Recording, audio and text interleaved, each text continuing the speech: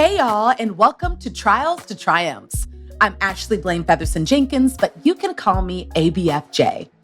This week, certified sex and relationship expert Shan Boodram talks to me about cultivating confidence for intimacy in the bedroom and beyond.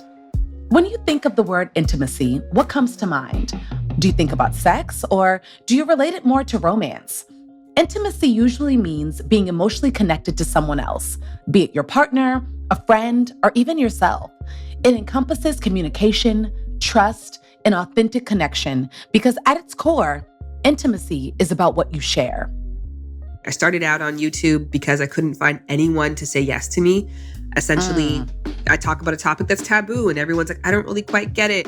So YouTube was really the only outlet that I had to share my message and also to communicate to people like, hey, this conversation doesn't have to be lewd. It doesn't have to be X-rated. It doesn't have to be uncomfortable. It doesn't have to piss people off. Like, it can be the things that sex are: intriguing, inviting, sensational, fun, along your comfort level, consensual. So I think I had to create the content library for people to see before they started hiring me to do other projects.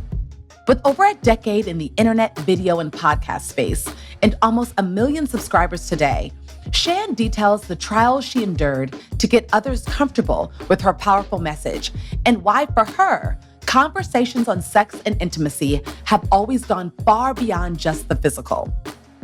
And in our Sankofa moment, Shan names the iconic couple from back in the day she'd let school her on love and intimacy. At the time, they had a gender non-conforming relationship. I think that they addressed power play in fascinating ways. I think that they obviously weaved work and love in really interesting ways. And that's something that I do with my husband.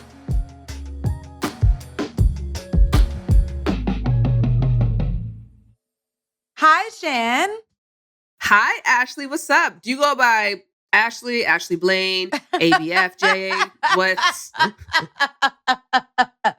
Honestly, I go by all of the things. But I would say right now, most people either call me like Ashley or ABFJ, or a lot of people call me Bash. I like that. Yeah. My husband calls me Bash. One of my other best friends, Kylie, calls me Bash. I have a couple of Bashers. Yeah. I think that choice and name is so important. So I'm pregnant and I'm having a baby, and I always think about, we don't have a name for the second one, but I'm always thinking about not just the name, but the different versions that you can spin off of the name and the nicknames that could come from it. It's so important. I'm a nicknamer in general, so I love that you're a nickname girl. You're Shan. I have 1 million nicknames, as we talked about. I agree. I think that's really important when choosing a name for your child. Like, you can't just call your child like their full name like that. You need some flexibility for individual expression. Like, yes. Yeah. And depending on how that person shows up in the world, like, there needs to be some choice. And so some names make a lot of sense if they're going to be a program designer, and some names make a lot of sense if they're going to be a pop star. So you need a name that like encompasses all realities. Yes. So I think what's really cool about us is that I'm a huge fan of yours. I think that you're just fantastic. And I also you're so welcome. I really love, the thing I love most about you, Shan, is how you show up in the world. You're someone who shows up fully and shows up unapologetically, and is really, for me, someone who is a reminder of being proud of who you are, not being afraid to express your beliefs and what you want for others surrounding you, but also just what you want for the world. And just as someone who watches you and has watched you for a really long time, I just want to acknowledge you and say that I think that that's really powerful. And I'm grateful to like somewhat be in your orbit, but we've never actually met in person, which is crazy. Can I just say that in a different life, you would have definitely written eulogies? Because if I die and someone said that literal thing about me as my casket was being lowered into the ground, I'd be like, that's a life worth living. Thank you. Oh, you're so welcome. Oh my goodness. But I just think it's crazy we've never met in person. But we have so many, interweavings. Are you in LA? Of people. I am. I'm in LA. Well, let's figure that out then. I probably live around the corner from you. We probably are like... I live in Northeast LA. So definitely, I mean, I'm at that space right now too, where I've kind of come to a realization that like people bring me so much joy. And so I love being around people, especially when you've got a kid. You're just like, give me adult interaction while I'm doing my kid thing. So let's figure that out. I love that. We're going to kind of head into a bit of an icebreaker before we really dive in. Where do you go to for joy? Oh, that's a great question. I'd love for you to answer that too. Yeah. Really and truly, for the most part, I am not somebody who identifies as an empath, which you can look at either way. It's allowed me to be objective. And I think like, even in the work that I do, I'm an intimacy educator, but I take more of like a scholastic approach and like, here's the overall themes and messages. And then I want people to take from that and apply it to their life meaningfully. So I don't do one-to-one work for that reason, because I'm like, I'm not here to prescribe for people, what to make sense of things. I'm here to provide information to start discussions. And so I look at that as my job. And so with that, I don't look at it as my role on this planet to take on the experiences or try to put myself in the position of other people's experiences. And I found that is helpful for me in some ways, especially because it can be a very sad, heavy world. And there's a lot that you can pick up and carry, both on the good side and the bad side. So majority of my joy comes from like my direct experiences and people that I know, their direct experiences. And I try to keep it insular in that way. And similarly, majority of my pain also comes from those individuals.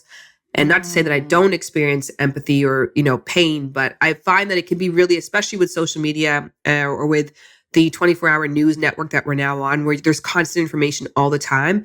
If you set a filter to suffering, because there's so much of it, I think I appreciate people who have the capacity to do that. I don't think that I have the capacity to do that. I remember I read this thing once that was a really simple and poignant explanation of the difference between sympathy and empathy. Sympathy is looking at someone else and being able to say, that is awful, that is terrible, like that must be a horrific thing to go through. Empathy is when you crawl into that person's bubble and into their experience and you feel it along with them. I learned something in therapy recently, and my therapist shared with me that empathy cannot be taught.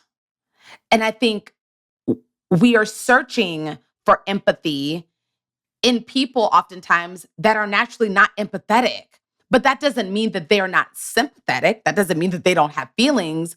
But to your point about it being somewhat of a superpower, everybody doesn't have it. And I think that we can give ourselves a lot more grace once we realize that and say, okay, this does not make someone a bad person just because they are not an empath like me or show the same level of empathy as I do. Like it's okay. We all can't have the same tools. You have to have balance. Something else that you said, Shan, that I think is interesting is that you said delving into the empathy is something that's kind of terrifying for you.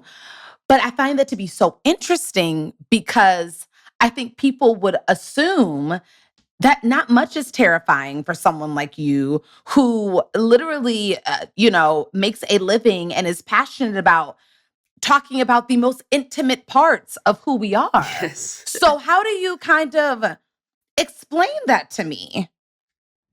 I think a kind of part of it works together in that I have an audience of collectively over 1 million. So I feel like if I open myself up for everyone's individual struggles, because this is an area of deep struggle for people because we're not taught it in school. We're often not modeled healthy examples and we don't know where to go to learn. So this is an area that is deeply important, extremely undervalued in the Western world. And then on top of that, there's a lot of pressure socially for you to figure it out, but not a lot of education. So it can be a very tumultuous place for a lot of people. So I think opening myself up to everyone's individual struggles or pains with this versus being able to look for common themes, discussion starters, ways to inspire people to become their own expert, which is really my mantra. Like I'm not ever requesting to be like everyone's favorite therapist or the guru on top of the mountain who people go to for like the wisdom that they need. I'm like, no, let's start discussions and dialogues. Here's some frameworks that could be helpful for you when thinking about how you have these conversations intimately in your own life. Here are some questions to ask your therapist. Like, I would rather be the person who's providing objective tools and subjectively diving into every individual's experience. Because again, with an audience of so many people, that does seem terrifying to me. And again, like kind of knowing your superpower, not your superpower. That's why I always say to people, I'm like, there's a reason why I'm public facing. There's a reason why the work that I do is now and never has been one-to-one, because there's a very special gift that I acknowledge that is not my strength. My strength is that I am the anecdote of awkward. Like I am opposite. You cannot make me awkward in a conversation. You cannot make me feel weird. Like I will talk about anything. I will bring up anything. And so I'm a provocateur. I like to spark interesting discussions. And by virtue of the fact that sex and relationships and intimacy has been so suppressed for so long, it's just naturally a taboo topic for people. And so my gift is being able to inspire people, I think, to do the deep work rather than to be the person who does deep work with people. And I feel like my audience knows that of me as well. Like I don't set a precedent where, my DMs aren't open, or that I do one-to-one work, or that, I call myself a therapist, because I am not. I'm a student of psychology, and I'm in grad school right now for that. And when I finish, I will probably look for a title like behavioral psychologist versus practitioner or therapist, where I think, again, those are gifts that I just don't think I possess. Again, Shan, it's your honesty. I really it's so, it's what's the word? It's refreshing to just chat with someone who's so, you're very well spoken, but you're also just very honest. That's what makes you well spoken, is that everything that's coming out of your mouth is just the truth. And I just can't tell you how I'm truly enjoying chatting to you. And even though I feel like we just got started. So tell me, thank Shan, you. yeah. So are you on LinkedIn? Yes. Like Okay. I'm on LinkedIn, how I'm on Facebook. I'll say that. Well, because I'm not on LinkedIn, and I'm like, I don't really know what I would say that I am or do on LinkedIn, or how it really connects. I feel that's like the actory side of me. I'm like, I'm just on all the casting websites. But so tell me, on your LinkedIn, or if you had like the ideal LinkedIn, what would it say? What would it say about you and what you do? Okay, so I am a public-facing sex and relationship expert who wants people to be more competent and, as a result, more confident in the bedroom and beyond, kind of like Dr. Ruth meets Rihanna. So the reason I have that answer prepared, this is actually a huge part of, again, kind of like that overall arching education I try to provide. I noticed that so many women in particular, especially in dating, fumble the ball when it comes to talking about things that put them in a light of expertise, of knowledge, and of confidence. And so a lot of people don't have a prepared response to the question that you're likely going to get asked, especially in a coastal city like Los Angeles, or like a progressive or democratic city. People are like, oh, what do you do for a living? Like, you should have a canned response for that makes someone laugh, makes someone interested, gets people asking you about the thing that you know about best. So whether you work at a water treatment facility, or you work as a waiter, or you work as a pop star, whatever it is, like, you should have this kind of canned response. And it's based on 3 components, which is like, what is your practical title? Like, what do you actually do for a living? Why do you do it? And what's the reason? So my what is, I'm a public facing sex educator. My why is because I want people to be more competent, and through that confident, which I think is very important, because I'm never asking anyone just to wake up and feel better and do better. It's like, no, in order to be confident at cooking, you gotta know what you're doing. So, and then lastly, you want to put it into a universe that people get, using 2 unlikely things that when you hear them together, you're like, oh, that makes sense. And that's like an old Hollywood trick, right? Like, think Speed meets Care Bears. And the person's like, what? But I also kind of get that. So that's my plug and play formula that I want to issue out to all of the Trials Triumphs audience as well, to utilize. If you don't have a canned response to some basic questions you would get asked on a first date or a first interaction, get those, write them down, practice and rehearse them, because you're going to be on Bash's podcast one day, and she's going to ask you, and you don't want to fumble your bag. Oh my goodness. This is like gold. I truly hope everybody has paused at this point, gone back, written it down, and then resumed this episode because that is absolutely brilliant. And it speaks to why you are thriving in the space that you're in. You know why? Well, Because you've got to tell nobody's me what you confused. do for a living now, not through that definition. You can do your own, but I want to hear your explanation. Yeah, what I would say is that I am a multi-hyphenate who specializes and works in the entertainment industry, and her focus is the lives and portraying the authenticity of Black women first. That's how I see myself. I do a lot of things. I'm an actor, I'm a podcast host, I'm a public speaker, I'm a content creator. But the truth is, all of this I'm creating for Black women in mind first. You know what I mean? Like that's who I'm thinking about every day. And I'm very unapologetic about that. At every panel, every podcast I'm on, I always speak about that because if I'm not, then who is? You know what I mean? And I know that that's what I needed. I needed all the other Black women who came before me to have me in mind in the way that I have the Black women coming up behind me in mind in order for me to get to where I am. Shan, take me back to the beginning, because what I want to know is you are such a conversationalist. You are someone who knows how to have a healthy debate. You're thought-provoking. Where did you learn this at home? Talk to me about Toronto. Talk to me about your parents. Talk to me about the type of household you grew up in and how it cultivated the woman you are today.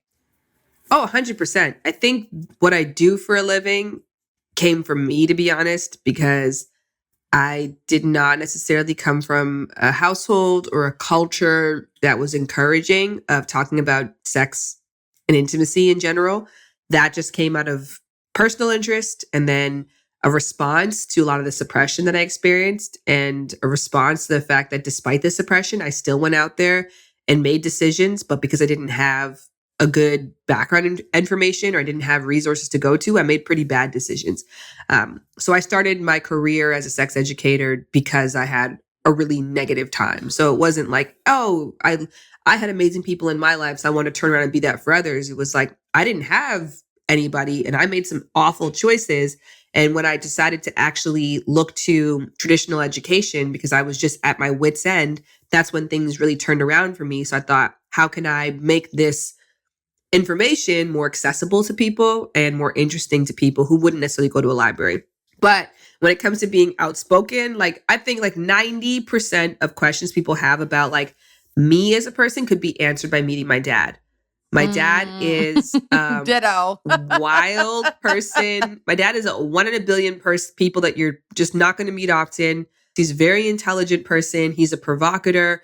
He loves to start interesting conversations with people. And so I just became very accustomed to that style of communicating with people. And I saw the benefits of it. I also saw, where my dad, because my dad kind of revels in making people uncomfortable. So I was like, okay, I don't want that. I want to have awkward conversations. And I want to say the thing people are thinking. And I want to invite new perspectives. But I don't want in the end for someone to leave and be like, ugh, like that felt weird. So I think my mom is the opposite. My mom is very like, she's the person who's just going to figure out what you love to drink and make it within the first few minutes. She wants you to feel comfortable. She wants you to feel home. She wants you to feel loved and understood.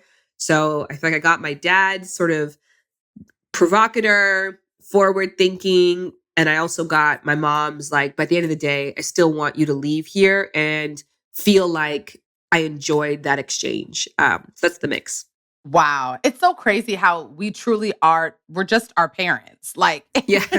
Like some you might have a little bit more of than the other, but like we truly, like DNA just is unavoidable. And it's actually impressive. And it always blows my mind. I always think it's so cool. And shout out to your dad, who you're your dad's twin, I guess, right? Oh my gosh. Burn. Yeah. Burn and bash. Yeah. No, my dad, we walk the same. We have the same type of energy. What I get most from my dad is that my dad is a connector, but he also is very personable. So I get that from my dad. He is a people person. He's 75 and still has friends from 5th grade. He still goes to all of his high school reunions. Like he's that guy, and I'm definitely that girl. And then my mom is, both my parents are very, very, very intelligent. But my mom is, I get my public speaking from her. I get this podcast from her. She knows how to connect people with thoughts and words and opinions in a way that nobody feels excluded. Everybody feels included, and most importantly, everybody feels seen. And I think I really, really love that about my mom. So I'm definitely kind of the mix of the two.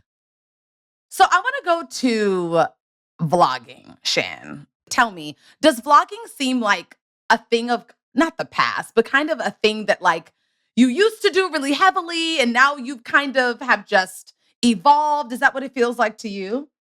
Yeah, I think that's still heavily a part of what I do. I think that communicating my experiences and then you hoping that people use that as inspiration to dig into their own is something that I definitely still utilize. And through my podcast, Lovers and Friends, which Mm-hmm. is a longer format, it's a topical podcast. I think, although it's all heavily audio, I take a lot of visual clips from that to also spark conversation or communicate certain ideals. So, from the traditional standpoint of like doing a day in the life of, I've never really particularly been, that's never been where I think my strengths are. But I think, yeah, video will always be a part of my journey. I started out on YouTube because I couldn't find anyone to say yes to me. Mm. Essentially, I talk about a topic that's taboo and everyone's like, I don't really quite get it. And we're talking about, years and years ago. I've been in this space now since 2009. So a very long time ago, there was no room, there was no space, there was tons of fear.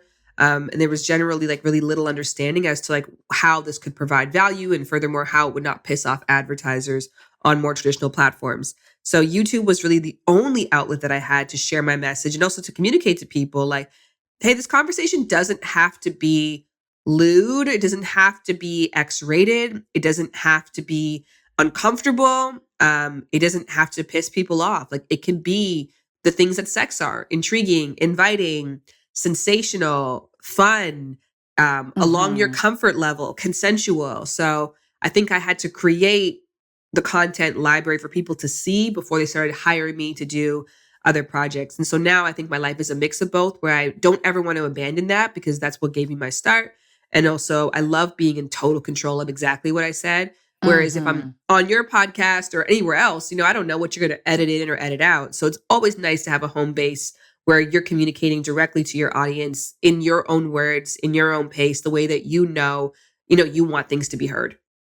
So Shan, take me back to the nose. Like what was that season in your life like? Really knowing that what you have to say is important and that there are people who want to hear what you have to say, but kind of, you know, the gatekeepers keeping the gate locked. Like what did that feel like? And how did you keep pushing through? It's fascinating. I always reflect back on this because I love the fact that this is why I'll always make videos too, is that I love watching old videos of me Mm. expressing myself. Because I saw a video recently where I was like, people think, because again, I'm public facing. So I was never looking to enter into one-to-one work or the education system in order to educate. I was always like, can I get on a radio show? Can I get on a TV show? Can I join a panel discussion? Like, how do I reach the masses? So in entertainment, people are like, oh, it's an industry of no's. And I was like, I would love a no. I'm in an industry of silence, right? Like you meet Mm. people and then they never answer your emails, right? Or you have a discussion with someone, or you go on a meeting, or you go on an audition, and then it's radio silence afterwards. Like you don't even get the respect of a no. Um, Mm. so Whoo, that's the that just hit season I me. think. Mm. Right. Yeah. I think that's the season I was in for a really long time of like not even being worthy of people's time to even respond to. So Mm. I think when I got to the place of no's, I was like, okay, we're getting somewhere. At least now. Right. Like people look at me as someone that like is worth the like, hey, just so you know, we're not going to move forward with this. And when you get to the place of explanation as to why, then you can start troubleshooting and figuring stuff out. So it was difficult for many reasons for me. I'm an immigrant, for financial reasons, because I came here and I left a relationship to come here. So it was like the weight of that, the pressure that you feel from people to achieve. I was 30 really at the time that I like really started betting on myself. Like I think before I was always like 1 foot in, 1 foot out. So then I had like all the ageism, kind of commentary going on in my mind. And so I just wanted to be, I wanted to be what everyone else was not to me.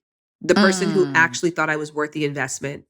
Because I remember having those experiences, even like in terms of immigration, like in order to get an opportunity to even apply or go on these meetings, you need to make sure that you can like legally work in the country.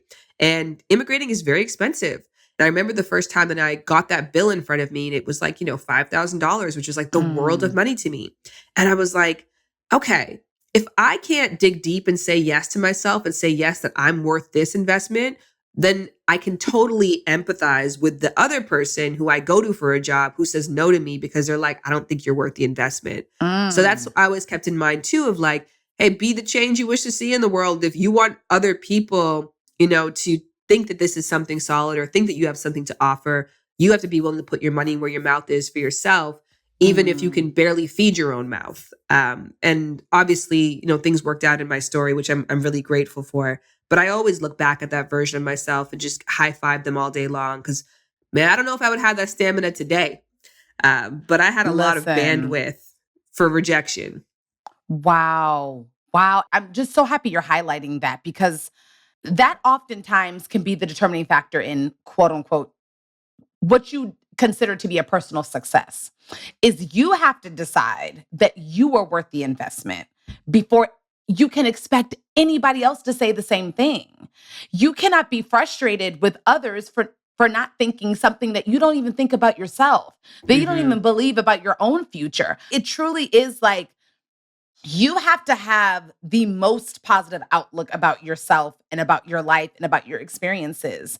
Do you look back now, Shan, at the things that maybe you didn't get the emails, the replies back, or that, they said, Shan, not this go around. Do you look back and you're like, wow, I get it now. Thank you for that. Actually, thank you for saying no. No, I'm arrogant. So I'm like, I was great back then. They were stupid. Their loss. I actually my mentor, Winnie Harlow, and she said a thing to me because I remember when her career was first starting, she finished Top Model, and we both live in Toronto. So we were going around to different like modeling agencies, and she was getting all of these no's, even though she had already done something notable. But even prior to that, she had already like done the circuits. And so I was like, aren't you mad? Like, it just doesn't matter what you do or, how far what you've accomplished. Like people are always doubting you because because they can't fit you in a box. And then she was like, why would I be mad? She's like, I look at myself as a train, and a train is always going. Whether or not people get on when it makes a stop is irrelevant because the train already has direction. So if you don't get on at this stop, that's all good. You can meet me at the next one and I'll still open my doors for you. Because regardless of who is or isn't on board, this is where my path is. And I was like, wow, that's really deep. I don't feel that way about myself at all. And I should probably examine why. That's good. Well, in that vein, what are some tips that you could give on self-love and how you've developed a greater self-love practice? I think it's you can love, there's different levels of love, right? But to intimately love someone, you have to know them and understand their dualities, right? Like I could just meet somebody and have an experience with them of like, wow, that person's really aggressive, or wow, that person is really negative or assertive, whatever, trait that I may ascribe to somebody I don't have a positive experience with. But to love somebody is to understand how that part of them intrinsically works to power them in really beautiful, meaningful, and unique ways. So I feel like in order to really love yourself, you have to like understand and embrace and name all the parts of who you are. And so I don't think that self-love was a thing that I just cultivated internally. It was a thing that I really worked on. Just like I worked on falling in love with my partner. I worked on falling in love with my kid. Like I've never really identified with the feeling of like, even as a mother, like I just instantly loved them. I just instantly felt this love I've never experienced before. Like I had to get to know her and get to know how myself was in reflection to her, and then learn about, the different parts, and assess them, and then develop that bond, that intimate bond that love that came from deeply knowing and understanding somebody and embracing them regardless of how their pitfalls impact me positively or negatively. So for me, self-love was a journey of getting to know who I am and being cool with what I saw. That's good. That's really good. Um, just also as a newlywed myself, I think when people get married, you feel this. I didn't necessarily feel this, but maybe even subconsciously, you kind of feel this pressure to like, I don't know, maybe delve deeper sexually, do things maybe you weren't doing before when you were not married. But I think for me, that's not so much what it is. For me, I'm just always looking for other ways to be more intimate with my husband. Not even just sexually, but whether it's playing games. We like all those games, those card games where you can ask questions that are like new and inspiring questions to get to know your partner even deeper. Um, so for me, what I'm just curious about as a newlywed is like, what advice do you have for like becoming even freer in marriage as it pertains to intimacy? I love that question. I think the thing about labels, and marriage is a label, it's a way to describe what a couple share. And the Mhm. thing about that is you become it and then you choose the label that describes it. So in essence, by the time you got married, you were already operating as a couple who was going to spend their life together, which is why you decided to like have a ceremony that indicated that to other people. Mhm. So whatever you were doing, you just keep doing because that's what got you to that place. So rather Yes. than looking at it like, okay, we're married and now we have to start acting like that or increasing our intimacy in order to reflect this label. No, you were married a year, 2 years before you guys actually had Mm. the ceremony. The ceremony was just like you making it very clear this is what it is. So I would just trust whatever practices you guys did that got you to the altar, whatever pace got you there, whatever tools got you there. And a big part of those tools is curiosity and wanting to level up Mm. and wanting to try new things and being a high novelty seeking. So embracing that. That doesn't mean to say that like, well, if it ain't broke, don't fix it, because we're not in the business of like complacency, as we're striving while we're alive. We always want to be inventors. We always want to be creative. And that's the gift and the curse of being a human being, right? When other animals have all their needs met, they just lie down in a patch of sun. We're going to like Mm. try to figure out how to make our beds into cars and rockets. Like that's just our spirit is not that restful. So I'm not saying that to say like, don't worry about it, don't strive, but instead just honor the pace that it got you to that place. Because I mean, that's the success. Mm. Wow, that's good. Yeah, I also just think that women, especially in today's society, we can at times feel an extra pressure of having to be everything for a partner, having to be as sexually open as possible or as our partner needs us to be. But for me, what I want to know from you is like, I think what's really important for people, but especially for women in a world where proper boundaries are not created for us, how do you suggest that women make space for their own boundaries and really are able to hold on to them, especially as it pertains to their sexuality and their sexual comfortability, whether in a marriage, whether out of a marriage, whether just dating?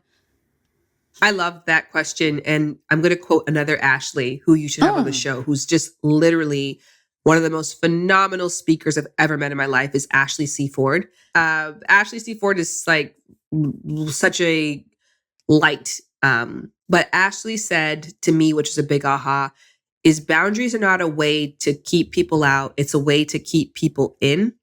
I think reframing for a lot of women, wherein we feel like setting boundaries means saying no and disappointing people versus I'm not pushing you out. I'm creating a space for us that I know we can be successful.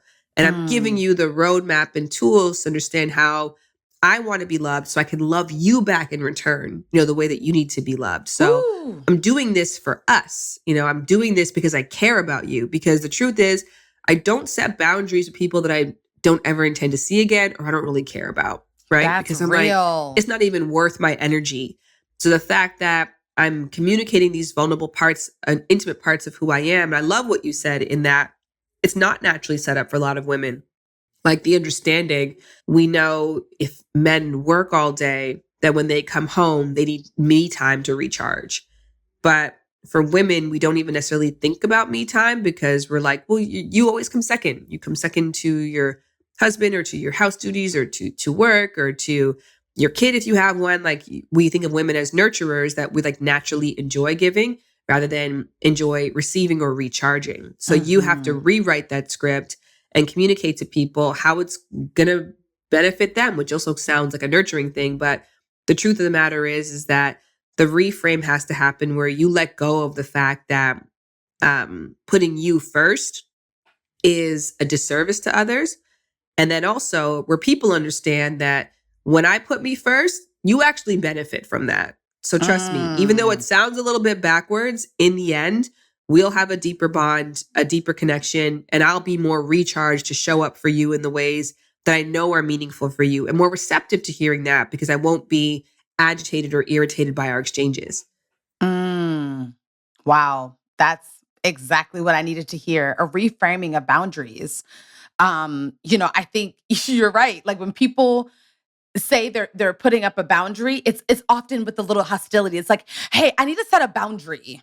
It's not just like, hey, I'm setting some new boundaries for myself. I love you. I think you're great. It's not the same energy. The energy doesn't have to be, filled with angst. It can actually be quite light and freeing and discerning. You know what I mean? Like nobody can tell you what your boundaries are. So trust in that. Say your boundaries confidently. Say them with kindness. Say them with peace. And also know that if somebody doesn't receive the boundary that you're setting, then that's not someone that needs to be in your life anyway. Somebody that really loves you and respects you will respect your boundaries as well. So, or they'll just be in your life in a different way. I think that's the reframe too of like, if you think of a boundary like putting up a gate, rather than putting up a gate in front of someone, you're putting it up right behind them. Now, if you want to buck up against this gate and you want to go backwards, then yeah, you're in a different terrain now. And maybe we have to readjust how we interact with each other so that I'm not, being negatively impacted by our exchanges. And then that's when that boundary to keep you in now becomes a boundary to keep you out. But you give that person that option when you actually set the intention. So, Shan, what would you say has been your takeaway from our conversation? Oh, what a great question.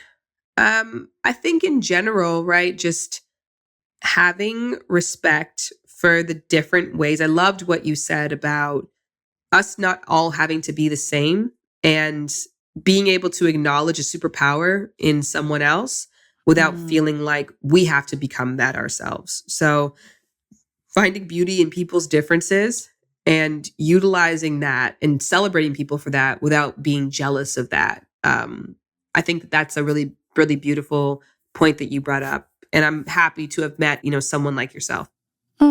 Thank you, Shan. That means a lot to me.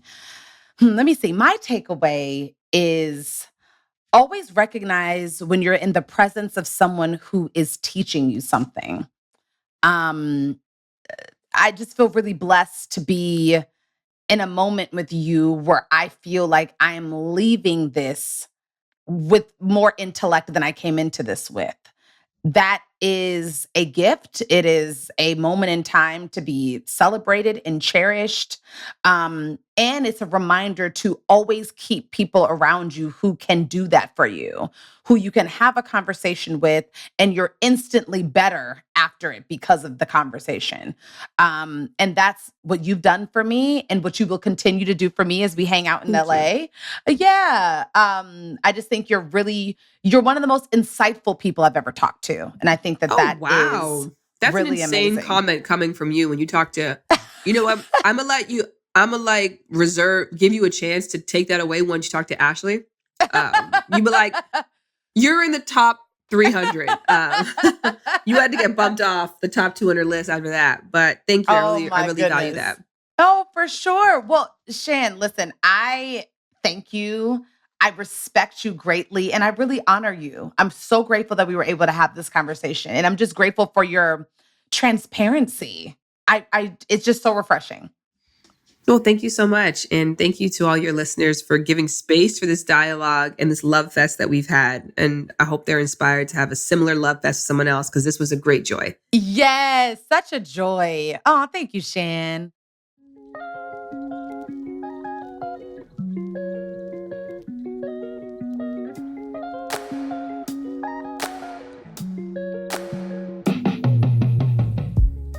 After the credits, Shan tells us what couple she'd travel back in time for to learn about love and intimacy from. Stay with us.